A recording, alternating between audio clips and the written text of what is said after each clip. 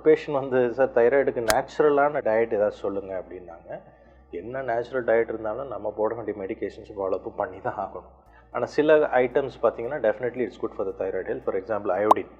Iodine is a மூலப்பொருள் for synthesis of thyroid hormone. So iodine இருந்தால் தான் thyroid hormone synthesis ஆகும். So அதை அளவாக இப்போ எல்லாம் அயோடினைசேஷனால் அந்த ப்ராப்ளம் இல்லை.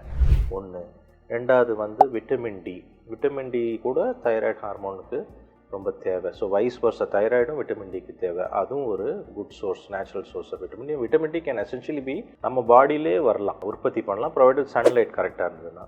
மூணாவது வந்து இந்த மாங்க் பெப்பர்னு சொல்கிறோம், நல்ல நொச்சி. அது வந்து இந்த கைனகாலஜிக்கல் ப்ராப்ளம்ஸுக்குலாம் அந்த காலத்தில் பாட்டி வைத்தியம், அதுவும் கொஞ்சம் இந்த ஆட்டோஇம்யூன் கண்டிஷன்ஸ்க்கு யூஸ் ஆகும். நாலாவது selenium. Selenium rich source, Brazil nuts, meats, muscle of the meats, இந்த லெக் பீஸ்லாம் சாப்பிட்றோம், அதிலெல்லாம் நல்ல ரிச் சோர்ஸு.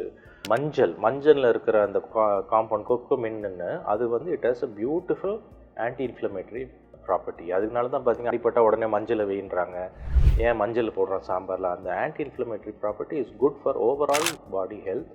தைராய்டுக்கும் அது டெஃபினட்டாக ஹெல்ப். ஸோ நேச்சுரலாக தைராய்டு ஹெல்த்துக்கு some good products to take in எக்ஸஸ்னால் இதெல்லாம் சொல்லலாம்.